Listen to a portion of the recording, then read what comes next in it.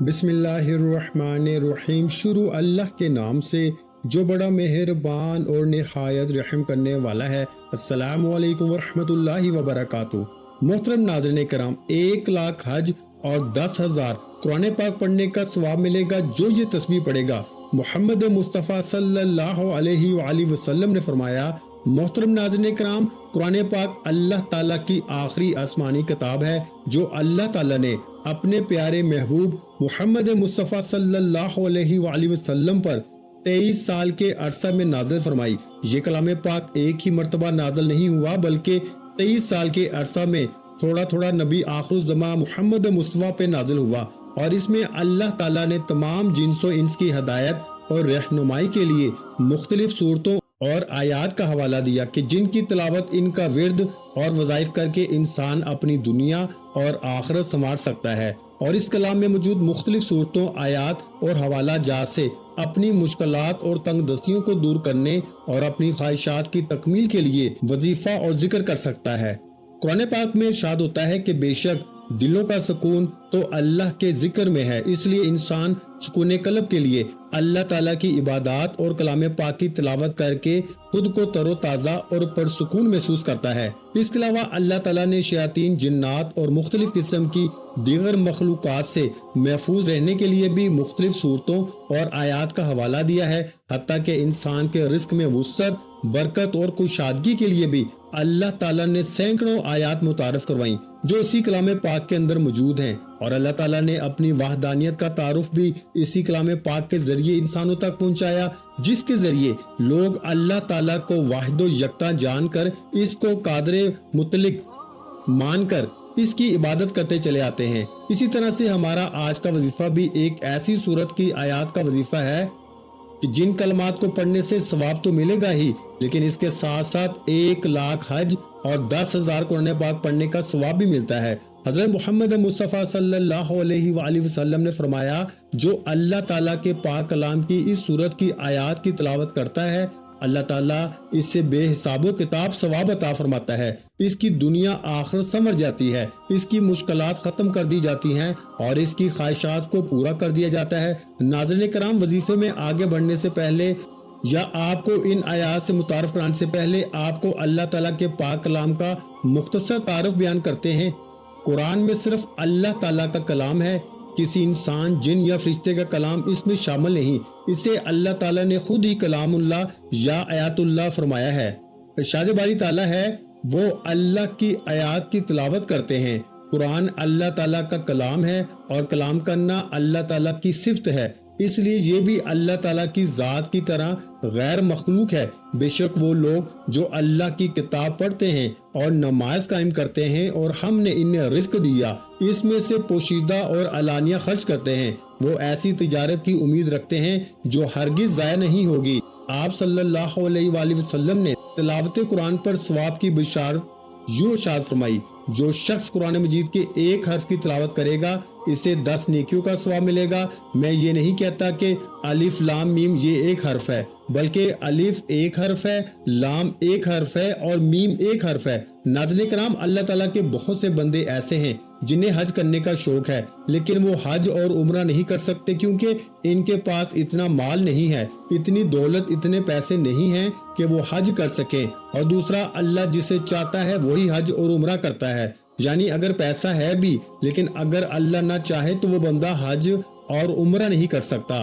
तो आज आपको जो कलमात पढ़ने के बारे में बताएंगे, अगर आप वो कलमात, वो आयात पढ़ लेते हैं, आपको पूरे 1 लाख हज के बराबर सवाब मिलेगा। इसी तरह अगर आप दिन रात मुकम्मल कुरान पाक नहीं पढ़ सकते, यानी चंद एक सूरतें पढ़ लें या कोई आयात पढ़ लें, लेकिन पूरा कुरान नहीं पढ़ सकते, तो ये वो आयात हैं जिनको पढ़ने से आपका हज भी हो जाएगा और आपके कुरान पाक भी खत्म होंगे। तो नाज़रीन कराम, जिस सूरत की ये आयात हैं, इस सूरत के हवाले से नबी पाक सल्लल्लाहु अलैहि वसल्लम ने फरमाया कि जो शख्स इस सूरत की तिलावत करेगा, खुदा इसके ऐब छुपाएगा, इससे खौफ की हालत और हिसाबो किताब के मौके पर परेशानी में आराम सुकून बख्शेगा। वो आयात हैं पारा नंबर 25 सूरा अल जासिया की आखिरी 2 आयात हैं, जिनको पढ़ने से 1 लाख हज और 10,000 कुरान पाक के बराबर पढ़ने का सवाब मिलता है। सूरा जासिया कुरान पाक के 25वें पारे में वाक़या 45वीं सूरत है। جو مکی صورتوں کا حصہ ہے۔ جاسیہ گھٹنوں کے بل بیٹھنے کے معنی ہے۔ 28ویں آیت میں قیامت کے دن امتوں کو گھٹنوں کے بل جھکنے اور انہیں ان کے اعمال نامے دینے کے ذکر کی وجہ سے اس کا نام جاسیہ رکھا گیا ہے۔ صرف ایک بار یہ تسبیح پڑھنے کی دیر ہے۔ یہ تسبیح پڑھنے والے سے رب کی ذات اتنا خوش ہو جاتی ہے کہ عرش الہی پہ بیٹھا رب فرشتوں سے ذکر کرتا ہے، فرشتوں کو حکم جاری کرتا ہے کہ جاؤ اس بندے کی تمام رکاوٹیں بندشیں دور فرما دو۔ اللہ والو، اگر آپ چاہتے ہیں کہ رب کی ذات آپ سے خوش ہو جائے، آپ کی نسلوں کو آباد فرما دے، تو یہ خاص وظیفہ اور ساتھ میں ایک دعا بھی آپ کو بتاؤں گا، لہٰذا ویڈیو کو آخر تک دیکھیے گا تاکہ آپ کو پورے وظیفے کی صحیح طرح سے سمجھ آ جائے۔ تو ناظرین کرام، اس وظیفے کو کسی صورت مت چھوڑیے گا، کیونکہ رب کی ذات جب دینے پہ آتی ہے نہ تو شکلیں دیکھتی ہے نہ اعمال دیکھتی ہے۔ رب کی ذات جس بندے سے راضی ہو جائے اس کی نسلوں کو آباد فرما دیتی ہے۔ اگر آپ بھی اپنی نسلوں کو آباد دیکھنا چاہتے ہیں، اپنے گھر سے بے سکونی کا خاتمہ چاہتے ہیں، تو یہ خاص وظیفہ کسی صورت نہ چھوڑنا۔ یہ وظیفہ اتنا آسان ہے اور اتنا مجرب ہے کہ اللہ کا کرشمہ خود دیکھو گے کہ کیسے آپ کے اوپر اللہ پاک کی کرم نوازیاں ہونا شروع ہو جائیں گی۔ یہ وظیفہ سارے وظائف کا بادشاہ ہے۔ یوں سمجھ لیجئے کہ اس کو کرنے کے بعد آپ دیکھنا کیسے اللہ کی آپ کے اوپر رحمت ہوگی، کیسے آپ کے کام بنتے چلے جائیں گے۔ اس عمل کو کرنے والے کی زندگی میں آسانیاں پیدا ہونا شروع ہو جاتی ہیں۔ اس عمل کو کرنے والے کی زندگی سے مشکلات ختم ہونا شروع ہو جاتی ہیں۔ اس وظیفے کو کرنے والے کے تمام بگڑے کام بننا شروع ہو جاتے ہیں۔ آپ کے اوپر کسی بھی طرح کی بندش ہے، رکاوٹ ہے، آپ کا کاروبار کا مسئلہ ہے، کاروبار چل نہیں رہا، گھر میں جو بھی بے برکتی ہے، بے سکونی ہے، مایوسی ہے، انشاءاللہ اس وظیفے سے یہ تمام مسائل دور ہو جائیں گے۔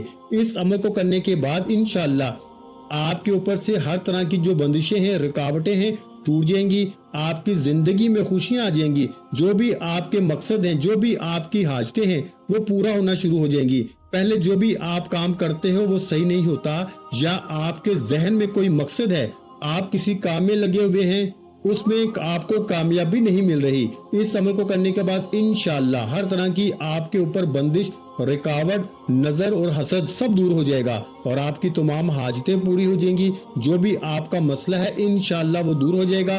آج صرف ایک تسبیح پڑھیں اور اس تسبیح کو آپ نے ضرور پڑھنا ہے، اور اس نیا وظیفے کی برکت سے آپ کے ہاتھوں میں دولت ہوگی، آپ کے ہاتھوں میں پیسہ ہوگا، انشاءاللہ دیکھ لینا غیب سے آپ کے لیے دولت کا بندوبست ہو جائے گا۔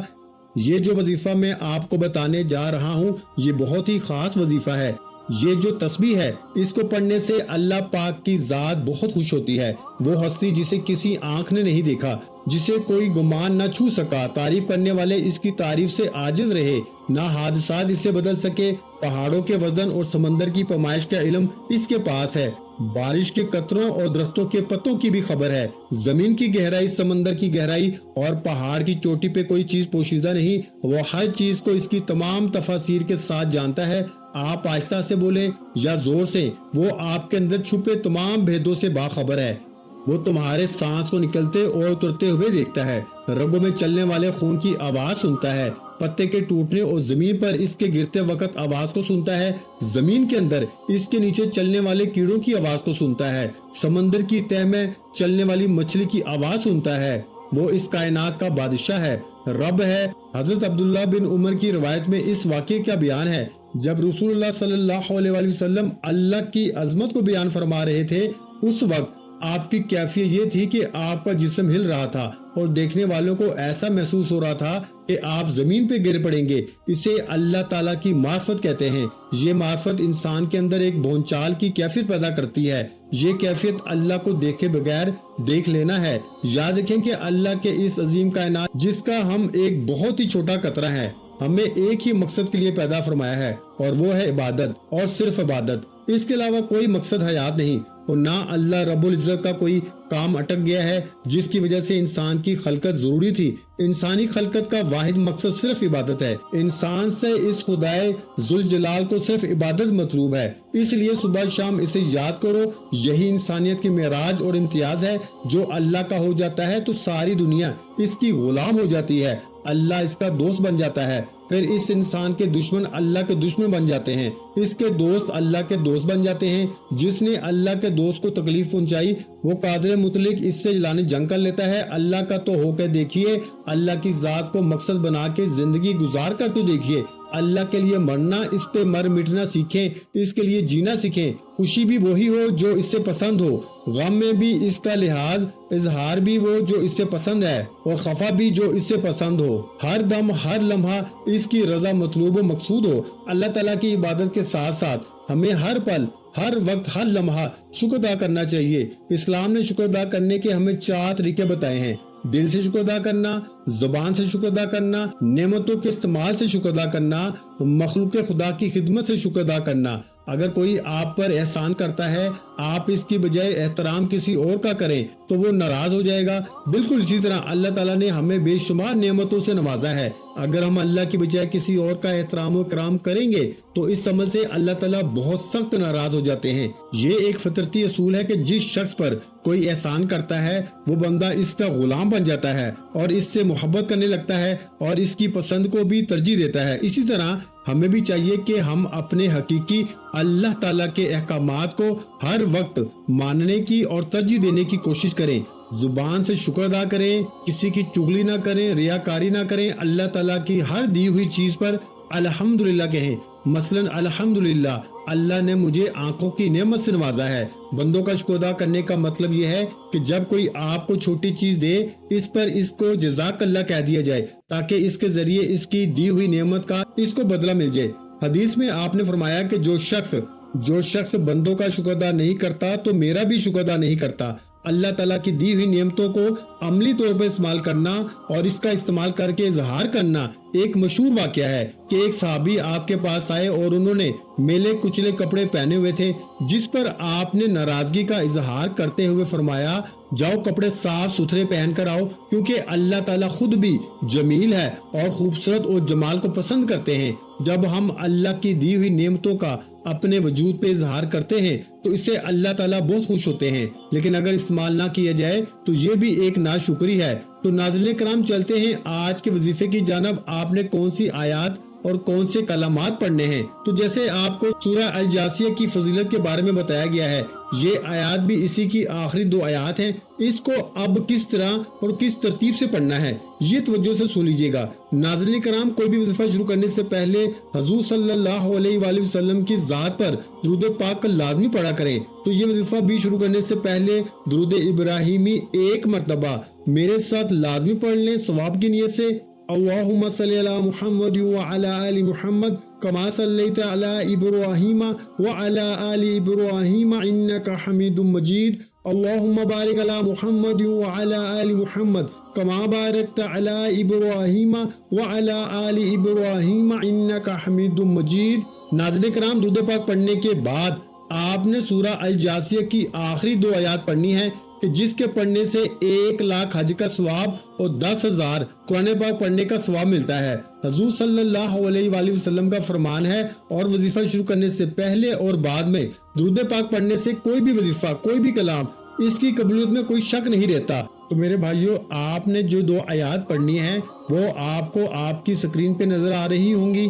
ان آیات کی تلاوت سماعت فرما لیں۔ بسم اللہ الرحمن الرحیم۔ فللہ الحمد رب السماوات ورب الارض رب العالمین ولاہ الکبریاء فی السماوات والارض وہو العزیز الحکیم۔ ترجمہ: پس اللہ ہی کے لیے سب تعریفیں ہیں جو آسمانوں کا رب اور زمین کا رب، تمام جہانوں کا رب ہے، اور اسی کے لیے آسمانوں اور زمین میں سب بڑائی ہے، اور وہی سب پہ غالب کمال حکمت والا ہے۔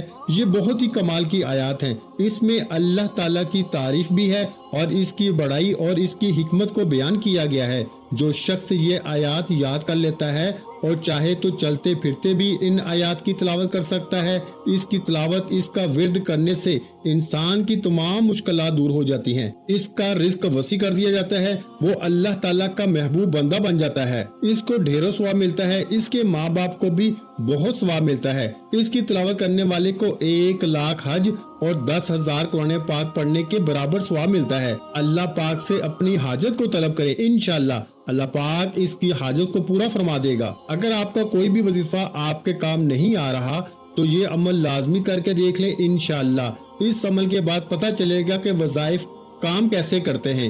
ساری زندگی عمل کرتے رہو گے اور دولت پیسے دونوں ہاتھوں سے سمیٹتے رہو گے۔ جس نے اس عمل کو کیا مال و دولت بے حساب اور بے تحاشا پایا۔ تو محترم ناظرین کرام، جب آپ اس عمل کو کرو گے تو انشاءاللہ آپ دیکھو گے کیسے آپ کے کام بنتے چلے جائیں گے۔ جو بھی آپ کے کام اٹکے ہوئے ہیں وہ صحیح ہو جائیں گے۔ آپ کا دولت کا مسئلہ ہے، صحت کا مسئلہ ہے، بیماری کا مسئلہ ہے، جو بھی آپ کی زندگی میں مشکلات چل رہی ہیں انشاءاللہ وہ دور ہو جائیں گی۔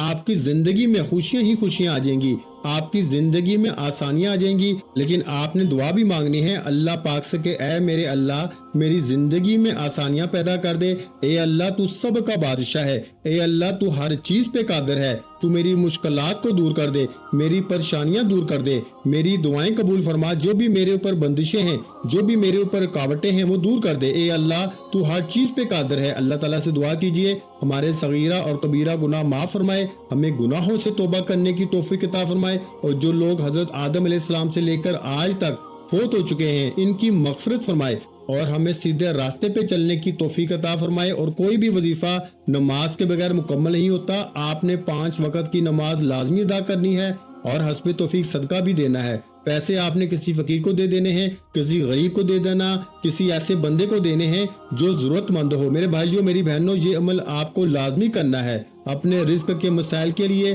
اپنی دولت کے مسائل کے لیے۔ صدقے کی وجہ سے ہمارے رزق و دولت میں اضافہ ہوتا ہے اور گھر میں برکت ہوتی ہے۔ اس کے علاوہ ہمیں یہ بھی پتہ چلتا ہے کہ صرف مال خرچ کر کے ہی صدقہ نہیں دیا جاتا، بلکہ اگر آپ کسی کو سلام کرنے میں پہل کرتے ہیں تو یہ بھی صدقہ ہے، پانی پلانا یہ بھی صدقہ ہے۔ اسی طرح صدقہ دینے کے بہت سارے طریقے ہیں، جیسا کہ 2 آدمیوں کے درمیان صلح کروا دینا، کسی کو سواری پر چڑھنے میں مدد کرنا، کسی کو اچھی بات بتانا، نماز کے لیے جو آپ قدم بڑھاتے ہیں یہ بھی صدقہ ہے۔ راستے سے رکاوٹیں اور پتھروں کو ہٹا دیں، دوسروں کو فائدہ پہنچانا، کسی کو دعا دینا، کسی کو پڑھانا یا کوئی چیز سکھانا، کسی کو اچھی بات بتانا، کسی کو مسکرا کے دیکھنا، کسی مصیبت میں پھنسے انسان کی مدد کرنا، وقت نکال کر اپنے ماں باپ کے ساتھ گزارنا، کسی کی طبیعت پوچھنا، کسی کی عیادت کرنا، کسی پریشانی یا آزمائش پر صبر کرنا، نیکی کا حکم دینا اور برائی سے روکنا، کسی کو معاف کر دینا اس کے باوجود آپ کے پاس اسے سزا دینے کا اختیار ہو، یہاں تک کہ اپنی بیوی کو اپنے ہاتھوں سے کچھ کھلانا